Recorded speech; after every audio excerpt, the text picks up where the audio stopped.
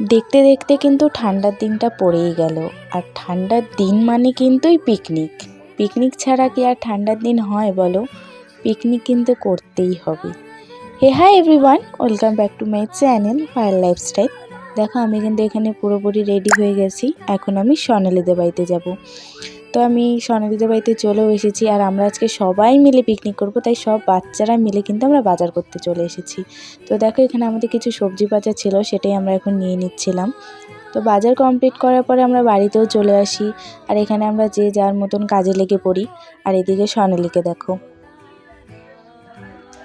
তো এখানে এখন হবে আমাদের বাঁধাকপির পকোড়া, সেটার জন্য এখানে বাঁধাকপিটাকে রেডি করা হচ্ছে। আর আজকে রান্নার দায়িত্ব কিন্তু আমার পড়েছিল, আর এখানে সোনালী আমাকে হেল্প করে দিচ্ছিল। তো দেখো প্রথমে আমরা পকোড়াটাই ভেজে নিচ্ছিলাম। আর এখানে কিন্তু সব বাচ্চাদের মধ্যে আমি আর সোনালী বড় ছিলাম। আজকে আমরা সব বাচ্চারা মিলে পিকনিক করছিলাম।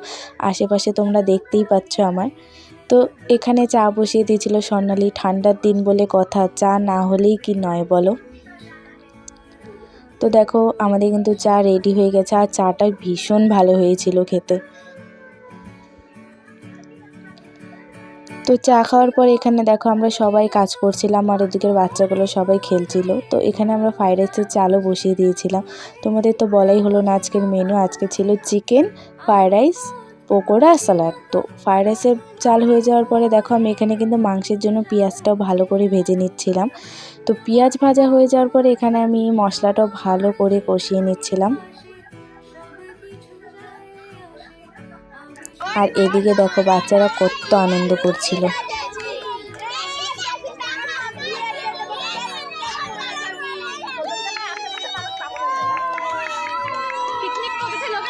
আর আমরা কিন্তু আজকে ভীষণ মজা করেছিলাম, মানে ছোটোর থেকে বড় সবাই মিলে ভীষণ মজা করেছিলাম।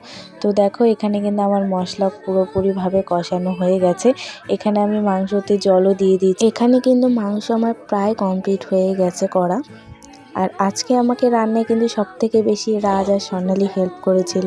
তো দেখো আমার মাংস হয়ে যাওয়ার পরে লাস্টে একটু ধনেপাতা দিয়ে দিয়েছিলাম, তাতে মাংসটা কিন্তু ভীষণ টেস্টি হয়েছিল খেতে।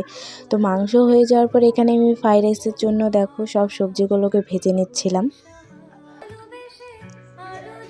আর আজকে না উনুনে রেঁধেছি, এত ভালো হয়েছিল খেতে, মানে উনুনে রান্নার খাবার কিন্তু আলাদাই একটা টেস্ট হয়।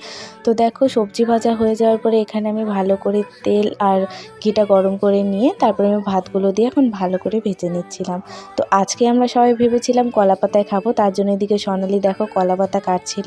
আর এদিকে আমাকে কাকি বলে দিচ্ছিল যে কি করে কি করতে হবে। তো আমাদের রান্না কমপ্লিট হয়ে যাওয়ার পরে দেখো এখানে সব বাচ্চারা কিন্তু খেতে বসে পড়েছিল। তো আমি সবাইকে খেতে দিয়ে দিচ্ছিলাম। তো আজকের মতন এতটুকুই। দেখা হবে অন্য কোনো একটা সুন্দর ভিডিওতে। ততক্ষণের জন্য সবাইকে টাটা, বাই।